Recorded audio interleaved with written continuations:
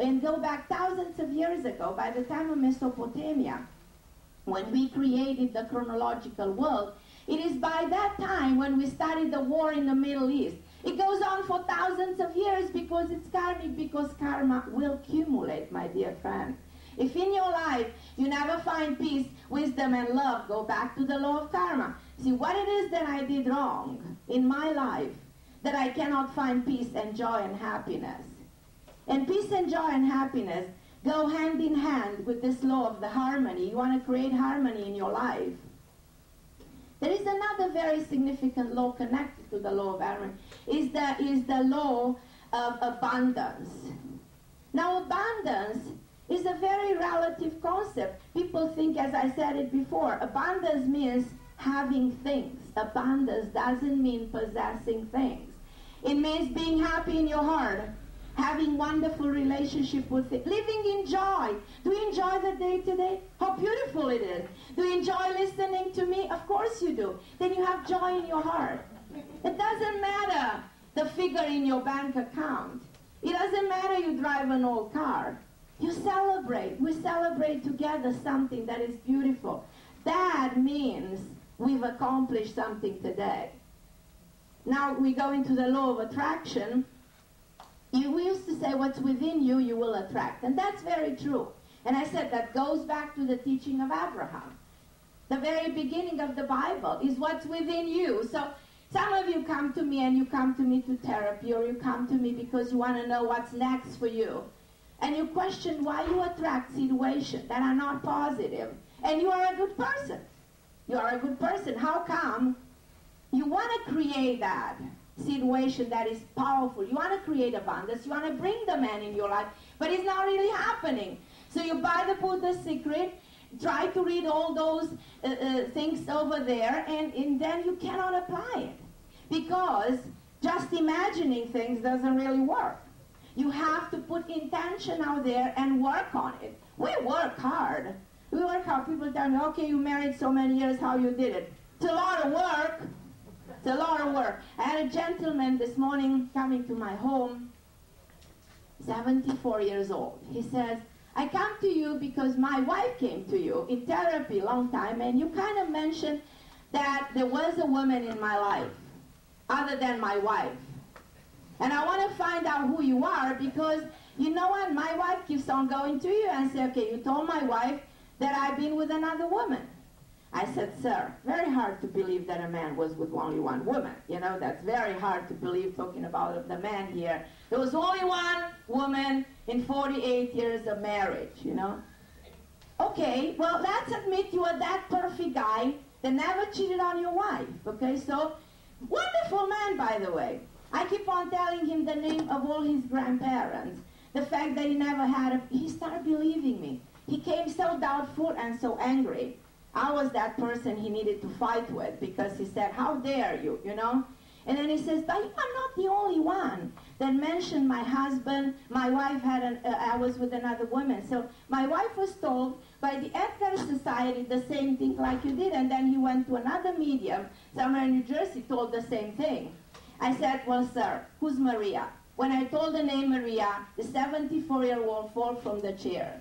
He said, okay, I give up. Maria was the woman I've been dating when I was young.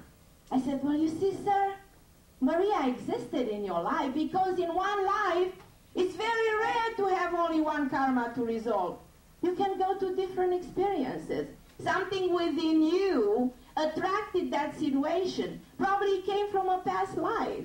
Do you believe in past life? I really believe that we have to come here over and over again to resolve the things that we need. It cannot be done in one life. It's too short. And then we come back. So if in your case there are two men coming in your life at the same time, two women at the same time, or there's not only one karma to resolve, don't be so angry about it. Just pay attention why you attract that situation. Is that an impression of your previous experience? Is there something that happened in your life in another time? Because, as I said, our body lives in the presence. And by the way, I want to tell you, I have a new book coming that is only about the fact that the body lives in the present. The body doesn't know, by the way, that you don't want to feed him today because you want to starve yourself to lose pounds, you know? So the body doesn't know that. So I have this book called The Trinity of Health, and I'm recommending you this book. If you guys want to get it by the end of May, it's published by Amazon.com. You want to learn about how your body works and how can you integrate the principles of your mind to create that Trinity I'm talking about.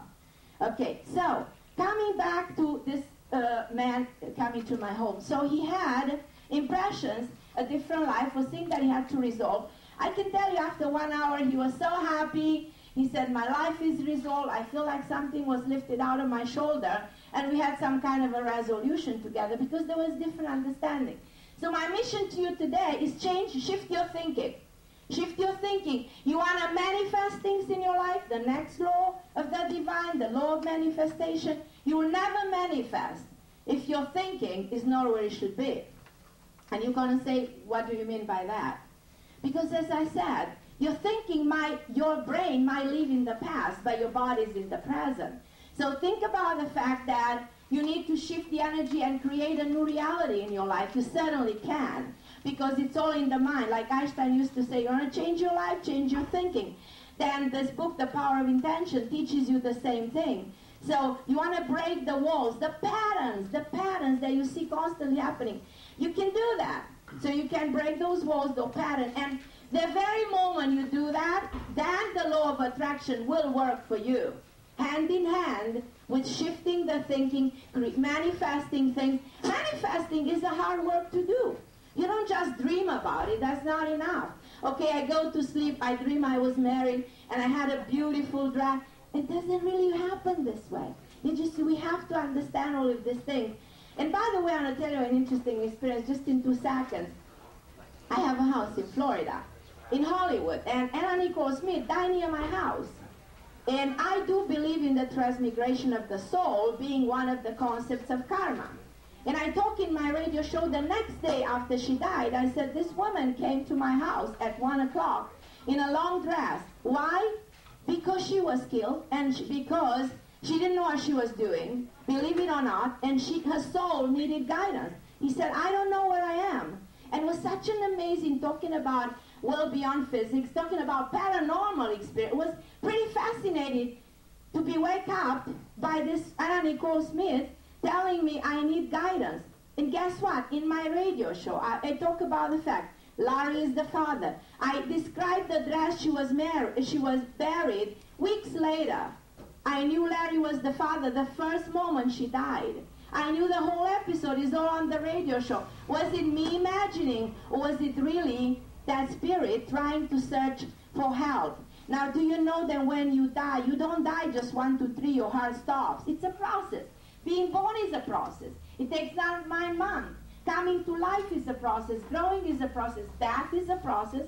It takes 3 days when you're still around, when you still tend to eat, you still tend to do things that you used to do.